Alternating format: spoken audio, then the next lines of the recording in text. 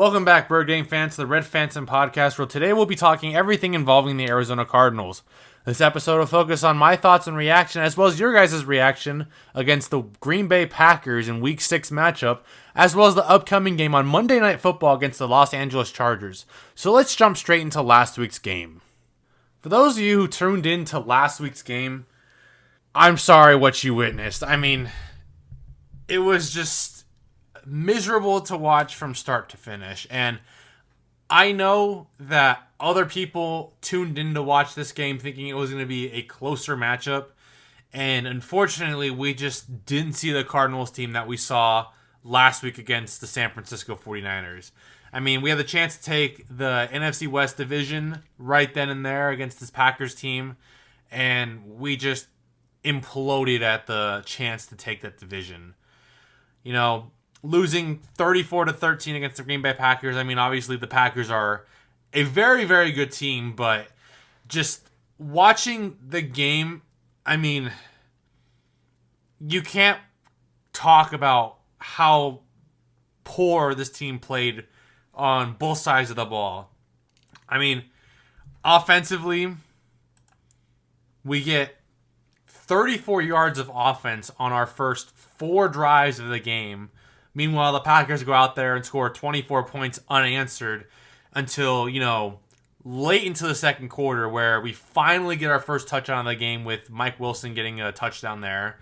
But it really was just a horrible game. And I know Jordan Love threw a pick to Sean Murphy-Bunting, but if you watch the replay, I mean, the ball was practically thrown at him because his receiver slipped, but it is what it is. I mean, the Cardinals did come back a little bit to make it a 14-point game at the half, but 34 points in almost 2 quarters is not something you want to see from this offense, especially with all the dynamics that they have on the team with, Trey McBride, James Conner, Marvin Harrison Jr., who unfortunately left the game with a concussion, Mike Williams, Greg Dortch, Kyler Murray. I mean, the offense itself should be, a top 15, arguably top 10 offense in the league with all the weapons that we have. But I just feel like every week it's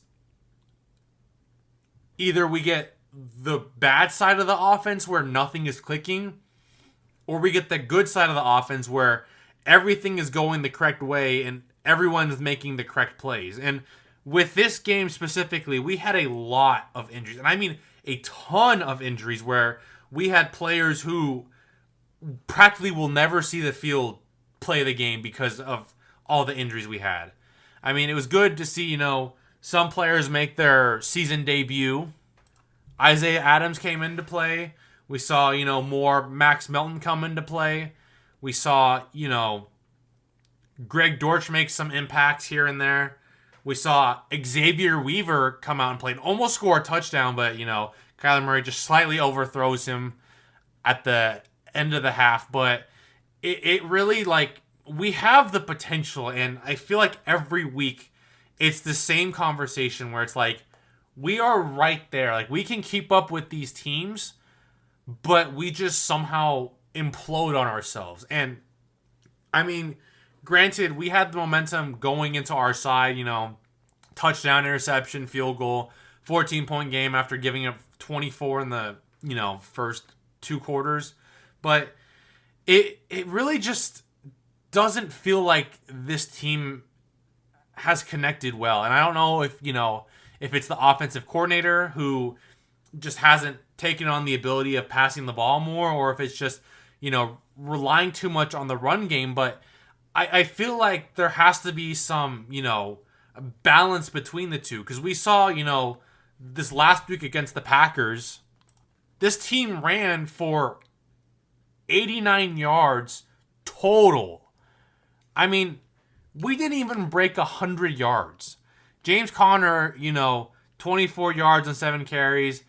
Mercado had 25 yards on 4 carries. Benson had 26 yards on 5 carries. I mean, this running back core this week, and granted, Green Bay's defense is not a joke with all the players that they have, and their offense absolutely is not a joke with all the players that they have, but really, 89 yards when this team is built around, running the ball, it really is kind of sad. And this is one of the few times where, Kyler Murray has taken off more than 5 times and we lose the game, unfortunately. But, I mean, just watching this game, there really was no, fight at all from beginning to end. It's almost like after that first half, the team just kind of gave up. And, looking at the Packers rushing score or rushing chart for this week, 179 yards rushing. And that alone should just tell you the difference of the game. Kyler Murray, 214 yards, 22 completions on 32 attempts. Jordan Love, same thing, 22 completions on 32 attempts. 258 yards, 4 touchdowns, 1 interception. I mean, that's the difference right there. Jordan Love's passing game with his connections with his receivers. Romeo Doubs comes out from suspension, gets 2 touchdowns, one of them humiliating against Sean Murphy-Bunting after giving up 2 penalties, and then a deep shot in the end zone like that. I mean, arguably it should have been picked off, but it is what it is. Marvin Harrison Jr., like I said, left the game with a concussion, so there's going to be some question whether he plays this week against the Chargers, which it looks to be trending in the right direction. I mean, he just got cleared to play with his normal practice jersey rather than the yellow practice jersey that signals no contact. So things are looking up there. Xavier Weaver looked great on his first ever, touch of the field this season. Probably should have had a touchdown. Like I said, it was slightly overthrown, but he does look promising for being, undrafted receiver out of Colorado. So there is some hope that maybe our offense will become revitalized, especially against this Chargers teams next week. Obviously, Zay Jones is going to be back next week, so that's a huge upside for whatever happens next week. I definitely think this team needs a veteran presence, and I think, Zay Jones being there gives some veteran presence to, Marvin Harrison Jr., who's still trying to adapt to that wide receiver 1 role. Michael Wilson, who's still transitioning from his first year last year. Xavier Weaver, undrafted rookie this year. Greg Dortch, who's been borderline, wide receiver 3 every single year on the Cardinals practice squad, practically everywhere else. But I think Zay Jones being back this next week will have some impact on this receiving threat that the Cardinals have. But, just watching this game, especially in the second half, I mean, the second half was just abysmal. We go out there, kick a field goal, 13-24 game. Obviously, after that overthrown pass, which should have been, 17-24, whatever. Packers go out there, score another touchdown, so it's 31-13. And then here's where the mess happens. 2 plays into our second drive of the half, James Conner fumbles the ball. Okay, it's his second fumble of the season. First one that's lost. First one came from the Rams game where Trey McBride just so happened to recover the ball in the end zone. So, unfortunate there. Packers go out, miss the field goal, and that results in their kicker being cut later last week. And then, next drive, Greg Dortch fumbles the ball after a really promising drive, and Packers recover. Go figure. Go down, and they kick a field goal again. The last drive of the game, we fumble again. I don't understand how you can fumble the ball 3 consecutive drives. And I don't know if it's, like I said, the team just gave up. I don't know if it's just poor ball security. I don't know if it's miscommunication. I mean, especially on that last fumble. I mean, Kyler seemingly got upset with Trey Benson before the pre-snap, and then, bad handoff fumble, end of the game, whatever. But it looked horrible. And it's not just coming from Cardinal fans. It's coming from people around the NFL world who watch this game. I mean, this game was out of hand in the second half, and the Cardinals slowly came back and made it an 11-point game, and then they just threw away the game. I mean, they literally fumbled the game away from, the second drive of the second half all the way to the end of the game. And it just was something you did not want to see as a Cardinal fan offensively, because that should not happen in any case or form. And, people are blaming Kyler Murray for this game, and honestly, I don't feel like he played horrible. I don't think he played great, don't get me wrong, but he played good. He didn't have any turnovers against his Packers defense, especially with Xavier McKinley, who leads the league in interceptions. And, he had a touchdown of his own, probably should have had two, whatever. He still threw for 200 yards against this team, especially with all the injuries the Cardinals had. And granted, the first quarter and a half, 35 yards is just unacceptable of offense. But he still came out and threw almost the exact same amount of yards that Jordan Love did. Just take away the turnovers, I think it might have been a closer game, but it really just was one of those games where I feel like it really was, poor offensive decisions from Drew Petzing. And I know I'm not the only one that expresses this, because I've seen it all over, Cardinal fandom, and seeing it posted and scattered all over Instagram and Twitter and, wherever it can be. And just seeing how his comments were after the game. He came out and basically said, yeah, we need to give, more targets to our receivers, create better separations there. But then he goes out and says, we don't need to target our main receiver with Marvin Harrison Jr. I think, honestly, you should be looking more at him, or even Trey McBride. Trey McBride almost had 100 yards this game without Marvin Harrison. We saw vintage Trey McBride for the first time since last year without Marvin Harrison. And I wish there would be some way you could get that Trey McBride involved with Marvin Harrison and, make it like a Kelsey Tyreek Hill duo. Obviously, it's not going to be that great right now, but at least something is there for the time being to create that chemistry. And then, Michael Wilson, who wide receiver 2 on the team, can still make plays, one-on-one, because he's not a bad receiver. He is a good receiver. He just hasn't been getting the targets that he wants. And I think, it's slightly because Marvin Harrison and Trey McBride. But, having the connection with Marvin Harrison and giving him some targets, I think will free up Michael Wilson in some cases. And, people have been posting all over Twitter, like, oh, look at the incompletions with Marvin Harrison Jr. And it's like every 3, clips that they show, it's Marvin Harrison running a go route into double coverage. And for whatever reason, we're throwing him the ball.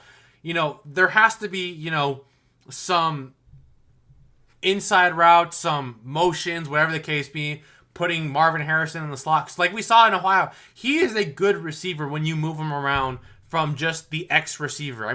From the slot, from the Y, whatever the case may be. And, having that explosiveness from Marvin Harrison Jr. and giving him the targets he needs will also free up Michael Wilson and give us more opportunities with him. And then you add on Trey McBride, and it's like, oh, look, we have these 3 great receiving players who can make a difference on this team if given the chance. And, with those offensive receiving abilities gives us more rushing abilities. And we saw that with the Panthers this year. Bryce Young didn't look great. They benched him. Andy Dalton comes in and totally revitalizes the offense. The first 2 games the Panthers played were all trying to focus on the rushing attack. And, Chuba Hubbard just absolutely just couldn't get anything going. You insert Andy Dalton, and all of a sudden Chuba Hubbard's taking off for 100 yards every single game, scoring touchdowns every single game. It's because the passing attack is there. And the Cardinals need to focus on that and, be able to make Kyler Murray move, make opportunities like we saw against the Rams. Because that game, it's literally the impression that we want on our offense. That we can make opportunities, that we can get our wide receivers open, we can do whatever we want on that side of the ball. And that Rams game, I feel like, is what the Cardinals need to do more with the team that they have. And lately, we haven't been seeing that. And I feel like a lot of teams have been scheming the Cardinals for running the ball. And, you know, the Cardinals are a run-first team. We've seen that time in and time out. I mean, Kyler Murray running the ball, James Conner running the ball, great. But when those don't work, you have to have that passing game that works. And Kyler Murray is definitely playing a lot better passing-wise. I mean, 2 interceptions in 6 games so far. I think any other season, Kyler Murray would have, 5 interceptions right now at this point with 8 touchdowns. And it's something that we're seeing improvements with Kyler Murray, and that's something a lot of Cardinal fans like to see, but they just need more opportunities to throw the ball. And creating those opportunities, gives us more ability in the run game, like I keep mentioning. And a lot of that is going to revolve around how you give opportunities to Marvin Harrison Jr. And, a lot of teams are watching Marvin Harrison Jr. now, and it gives us more opportunities with Michael Wilson and Trey McBride, but you still have to give some opportunities to Marvin Harrison, especially because you drafted him number 4 overall. I mean, granted, he's not going to be, out of the gate, breaking NFL history records like we all thought, but he still managed to do stuff. He could still finish as like the all-rookie team for the NFL this year, but we just haven't seen that production from him lately, and I feel like it's because there's no wide receiver tree routes that we've seen from him to get open. And I feel like this game against the Packers really showed it. I mean, like I mentioned, rushing for 89 yards is not something you want to see from this Cardinal team. And like I said, with all the passing abilities that we had, there has to be some scheming around those players. Like I mentioned, Trey McBride almost had 100 yards. Get him more involved in the passing game. Give him, more opportunities to relieve pressure off Marvin Harrison so he can make plays. Give Michael Wilson some better routes so he can relieve pressure off McBride and Harrison. I mean, you just have to create opportunities with what you have. And I feel like we haven't seen that with Drew Petzing at all this game. And, we lose Bilal Nichols for the season. We lose Justin Jones for the season.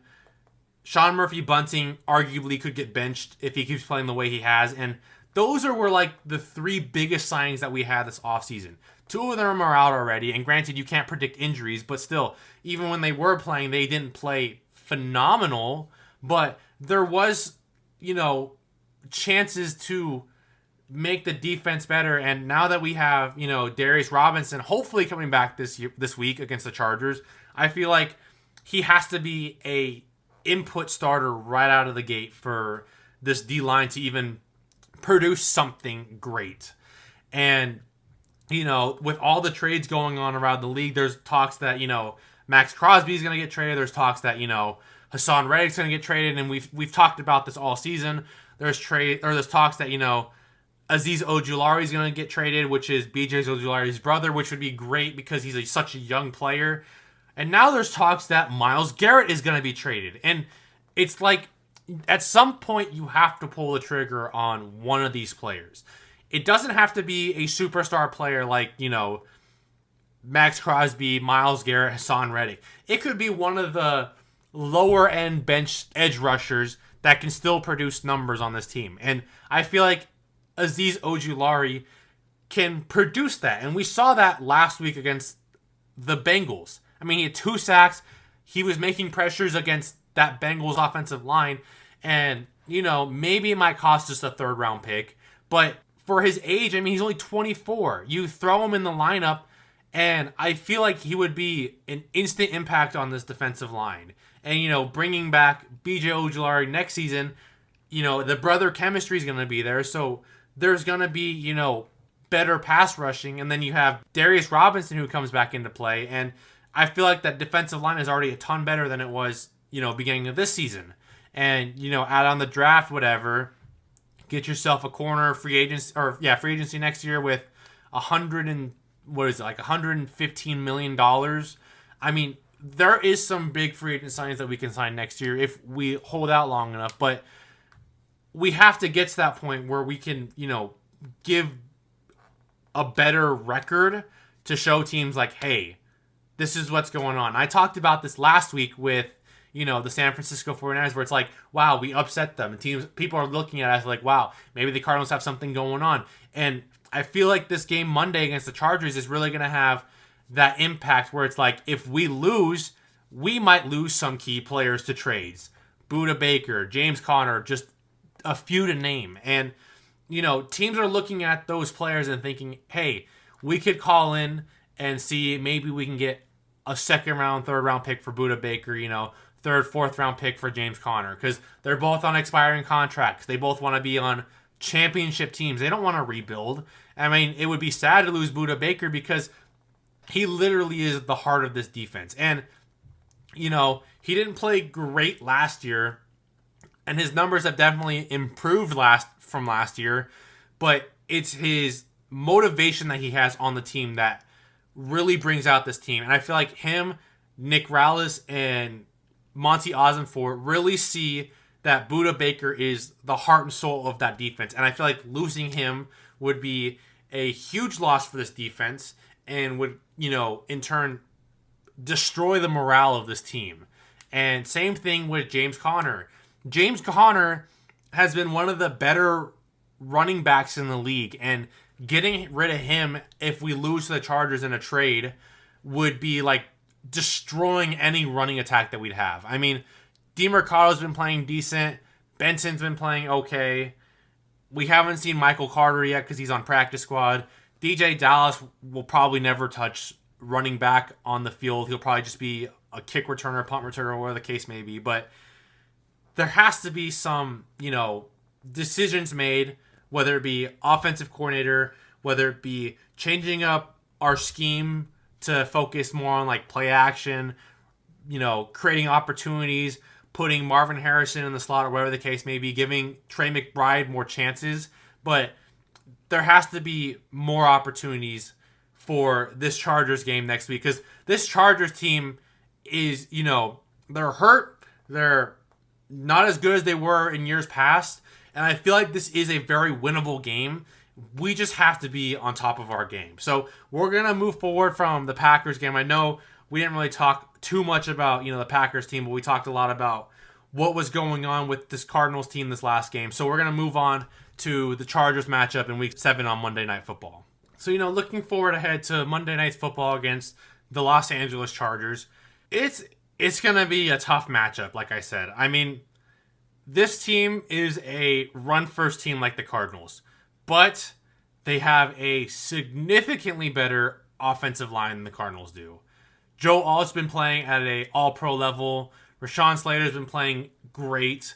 I mean, those two tackles alone, is going to give us issues with, Dennis Gardeck, Zaven Collins, whoever else lines up against them on pass rush.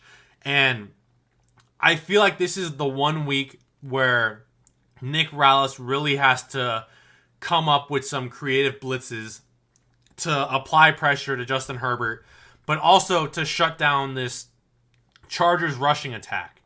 I mean, J.K. Dobbins so far has been playing great. I'm not saying he's going to play amazing because, he has, time where he doesn't make the correct reads or whatever the case may be, correct cuts. But for what the offensive line is producing, he's been healthy and he's been producing. So that's going to be an issue for the Cardinals, is J.K. Dobbins, especially with that offensive line like they have. When it comes to passing, Justin Herbert's going to have a lot of time in the pocket unless we can blitz him. And I'm not just saying that because, our D-line sucks, but their offensive line is probably arguably one of the top 5 offensive lines in the league. I mean, the Broncos defense couldn't really do much against this Chargers offense with all the ability that they had. I mean, granted, they had them, 3 and outs a couple of times, but they could not stop, the run. They couldn't stop the pass when they had the opportunity to pass. It just, something wasn't looking great against this team. And what scares me the most about this Chargers team is, obviously our D-line is hurting. Our secondary is inexperienced except for Sean Murphy-Bunting, who's been playing not so great. But it's just, you have Justin Herbert, who is a better quarterback, but not playing at that top level that he's been playing in the past. And, the wide receivers obviously aren't spectacular by any means, but they're getting the work done. So there's going to be some issues with this game. And I feel like, with the defense, their defense isn't horrible, but like I said, it's hurt. So, Joey Bosa might not be playing this week. There's going to be some injuries, there on the defensive line. Obviously Derwin James is always going to be a problem. He reminds me of Budda Baker, just bigger. And just watching how that defense has been playing so far, I mean, it's going to be a tough matchup for the Cardinals. And that's why I keep mentioning, we have to get passing attack going. We have to have some sort of great run game, because if we don't, we're going to end up getting humiliated again on national television on Monday Night Football. And like I said, this is a big, big game for the Cardinals. It's at home. You have to win this game. You can't fall 2-5 on the season. You have to beat this Chargers team. You can't let them go 4-2 against you to improve their season. And like I said, this Chargers team is very beatable, but it's going to have to make a lot of things click for the Cardinals to win this game. And, like I said, Marvin Harrison Jr. is on track to play. Trey McBride is going to play. James Conner was slightly banged up, but he's looking to play. Michael Wilson is playing. Zay Jones is probably going to play. Darius Robinson might play, depending on how his injuries go, tomorrow in practice. But there is potential that we can win this game against the Chargers. I mean, right now, ESPN has us as a 50.2 matchup predictor favorite. And, the betting spread books, they have us at +2. So we are the underdogs, but not by a significant margin. And, Ladd McConkey's been playing great. He has a little bit of a hip issue, so he might not play. But there's still a chance that he will. It's just, we have to get our running defensive game down.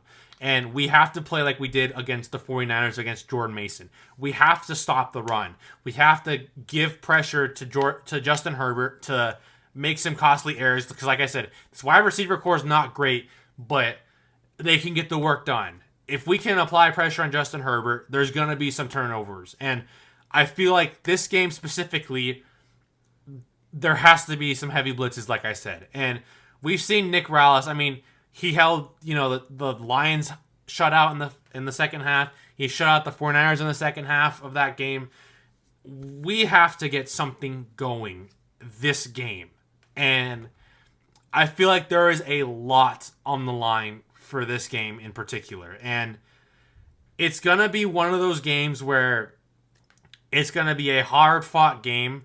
Obviously, we don't have Matt Prater for the next 5 weeks because he just went on IR with a knee injury. So we're going to have to rely on Chad Ryland for how long he's going to last. But we can't just rely on our kicker to win the game. We have to rely on Kyler Murray. We have to rely on Marvin Harrison. We have to rely on Trey McBride. We have to rely on our defense, making plays with hopefully Darius Robinson, with, Kaiser White if he comes back to play, with Mac Wilson, with Budda Baker, Garrett Williams if it comes out to play. Garrett Williams has been one of the more underrated corners in the league. And he's, I think, rated in the top 10 for some pass coverage thing. I don't remember exactly what it is. But he has been a stud on this defense. And, it sucks that he's hurt. But when he's out on the field, he really does make a difference. And I feel like, adding in Max Melton more into the game is going to improve his vision of how to play in the NFL level, because, college and NFL are two very different aspects of the games. And we kind of saw that with Marvin Harrison in his first game. And, second game, he has a huge explosion of a game.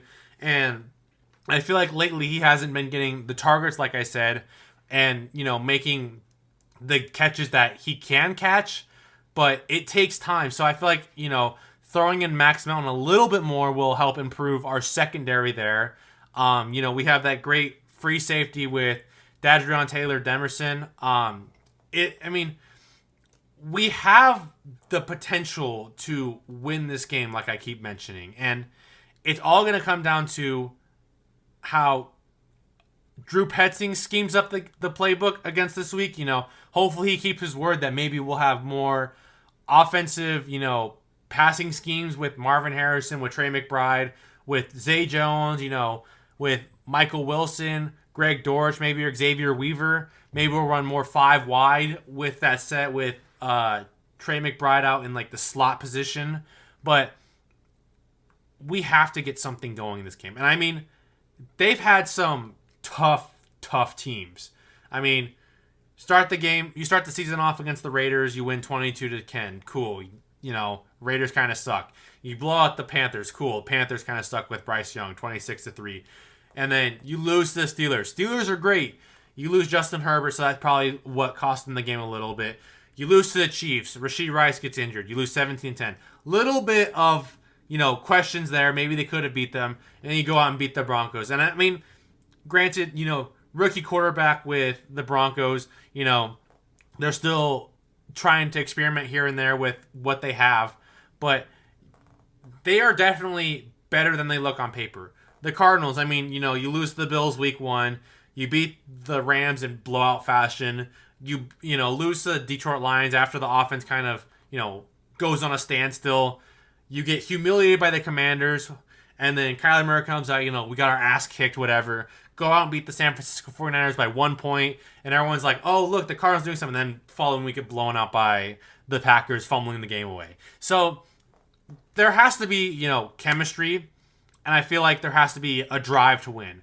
Last week, we didn't see a drive to win. The 49ers game, we saw everyone wanting to beat the 49ers. And that's something we need to see every game, especially going into this Monday night game against the Chargers. Just because there is going to be a lot on the line, like I keep mentioning.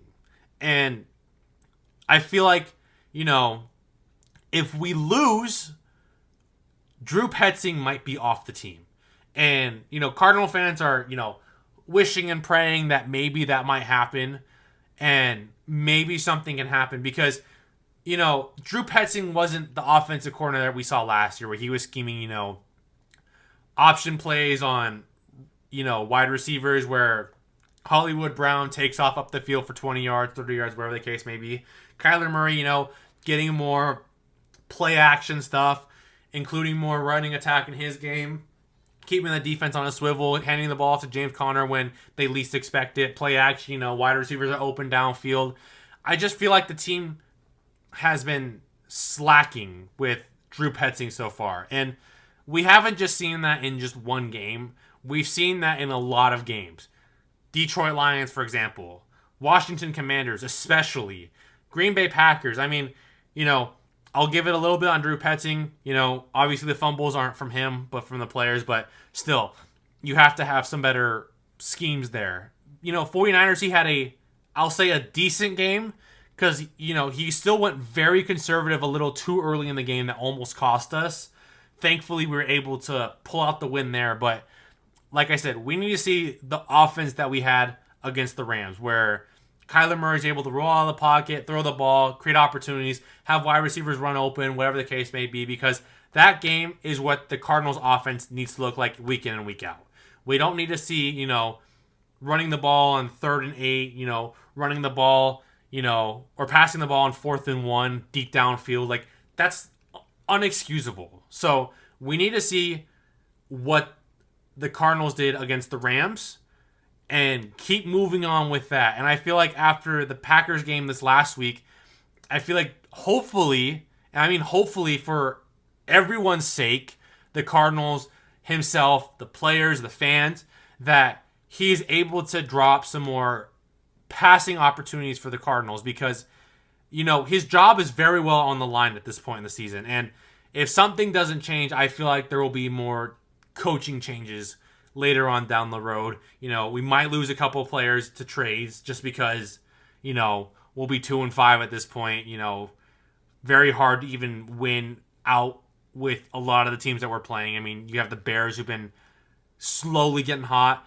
You're going to have Tua coming back against us next week against the Dolphins. Jets just got Devontae Adams. That makes that whole lot worse for the Cardinals.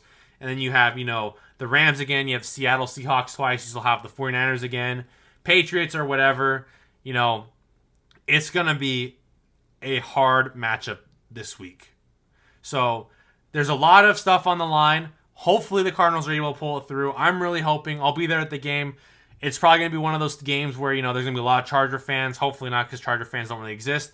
But it's going to be a hard-fought game start to finish, especially with all the injuries that we sustained last week. Chargers have sustained some major injuries here and there, but at the end of the game, anything can happen. We've seen it, especially against the 49ers. We saw it against the Raiders, against the Ravens. So anything is possible, but I think that's going to conclude this week's episode of the Red Phantom podcast. Hopefully, I can come back next week and talk more about our win against the Chargers and how players are now looking at us to get traded over or whatever the case may be. But we'll see what happens. I'll come back next week. Monday Night Football, ESPN Plus. If you don't have it, Stream East. I don't know. Just find somewhere to watch the game, because this is going to be the game where our season dies or is revitalized. So that's what I'm going to end this episode off on, those words. Make sure to follow me Instagram, Twitter, TikTok, whatever the case may be. I post, news information there. I post some, stupid videos of me doing whatever. So it'll be a fun time. Hopefully the Cardinals pull out a win. Anyways, see y'all next week. This is the Red Phantom tuning out. Till next week.